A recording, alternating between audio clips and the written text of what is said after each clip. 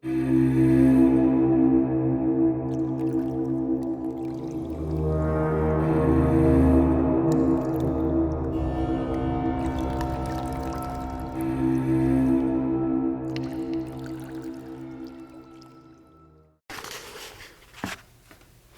review of Barnabas, Quentin, and the Vampire Beauty by Marilyn Ross.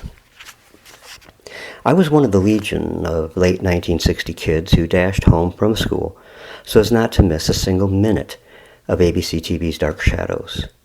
Besides the television show, The Adventures of Barnabas Collins was told in comic books, comic strips, and paperback books. And while the paperback books did not hold true to the television show, they were nonetheless quite fascinating. My favorite in the series of books was The Curse of Collinwood, a pre-Barnabas story I would love to have seen acted out on the TV screen. There were a total of 32 books in the series, and I believe they all had multiple printings except the last one, which is the subject of this review, Barnabas, Quentin, and the Vampire Beauty. It is the most difficult of the 32 books to find and commands a much higher price than the other books in the series simply because it only had one printing. Not long ago, at a used bookstore here in Saginaw, I picked up 8 books in the Dark Shadow series. Condition was fair on all of them, but I was delighted when I found one of them to be Vampire Beauty.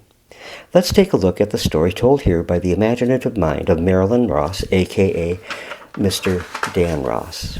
Now, the major characters who were from the TV show that appeared in the book are Barnabas Collins, Quentin Collins, Elizabeth Collins Stoddard, Roger Collins, Willie Loomis, and Dr. Julia Hoffman. The non-television show characters, at least the main characters, were Adelie Merritt, Dr. Stephen Spivak, Nurse Beryl Chisholm, and Douglas Edwards. There were other minor characters as well as mention of other television characters. Angelique, for example, is mentioned in there. The book was published in March 1972, nearly a full year after Dark Shadows left the air, and I remember hoping at the time that Marilyn Ross would keep on, but alas, this was the last of the series. The front cover features a photo of Barnabas Collins, played by Jonathan Frid, and Carolyn Stoddard, as portrayed by Nancy Barrett. The publisher's back cover synopsis reads as follows. While on a ski vacation in Switzerland, beautiful model Adelie Merritt meets Dr. Stefan Sovak, and he tells her of his discovery of an operating technique that will keep her forever thin. Adelie agrees to have the operation and enters the doctor's clinic. Once there, Adelie realizes she is virtually a prisoner, and against her will she undergoes the operation. When she recovers, she finds she has been used for evil purposes to cure one of his wealthy vampire patients. The evil doctor had turned Adelie herself into one of the living dead. Adelie manages to escape and flees to Collinwood to gain the help of Barnabas and Quentin Collins. Little does she realize that by doing so she places herself and her 2 friends in the worst danger of their strange lives. End quote. Well, now into my review of the book. This was one of the better entries in the series, with Marilyn Dan Ross giving some genuine paranormal chills and thrills.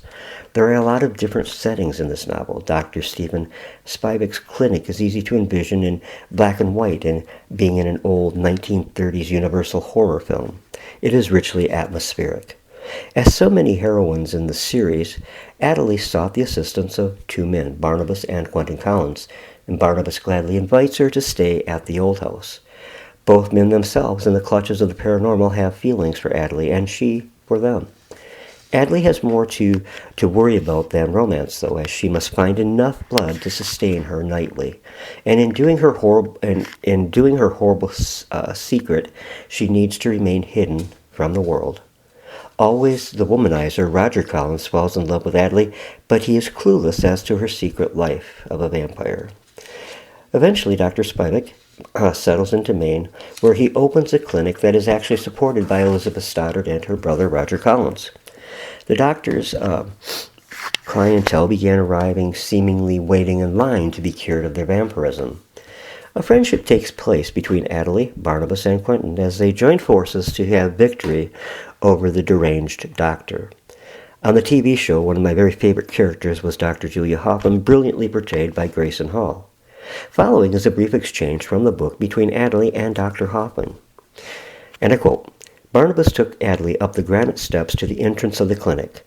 Through the glass panels of the door, she could see the lobby and a dark-haired woman in a green smock talking to a white uniformed nurse. The woman had an attractive, intelligent face, and Adley at once decided that she must be Dr. Julia Hoffman. This was confirmed when Barnabas took Adley inside, and he greeted the woman with a tense, "Are you ready for us, Julia?" The dark woman nodded. "I've been waiting," and she gave Adley a sympathetic smile. "Come along with me, Miss Marriott." Adley went with her in a blurred state of mind. She didn't take any stock of her surroundings until about 10 minutes later, after the transfusion began to take effect. Then the hospital room began to come into focus, and she took note of its white walls and its neat equipment. And she was stretched out on a bed with the transfusion apparatus set up beside her. As the blood dripped into her arm, Dr. Julia Hoffman stood on the other side of the bed studying her. "I'm sorry you had such an ordeal," the doctor said with a sigh. "I know what such torment can mean. I've never been one of the living dead, but I have had many patients who have been in this condition, so I have intimate knowledge of the suffering involved." And I end quote. Just as on the TV show, Julia Hoffman had great compassion, but she could be deadly if there was a believed threat to her beloved Barnabas.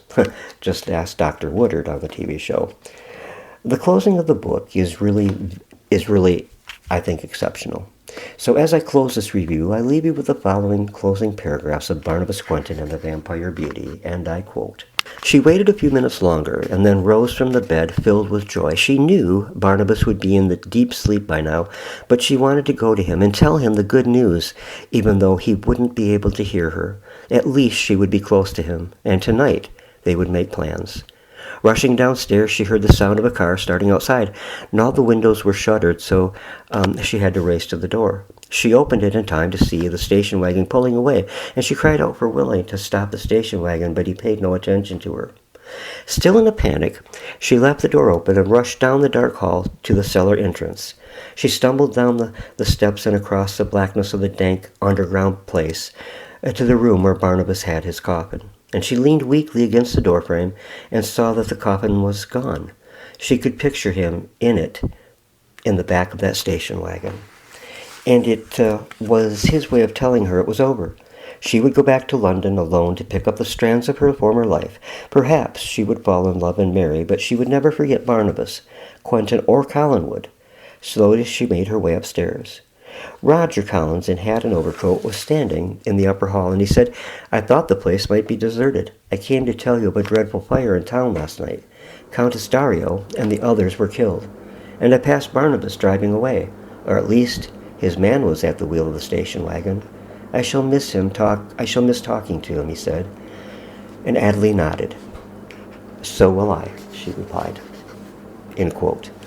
And thus ended the Barnabas Collins and the Vampire Beauty, and a 32 series of books that collectors like Dark Shadows and former viewers treasure. Thanks for listening. Have a great evening.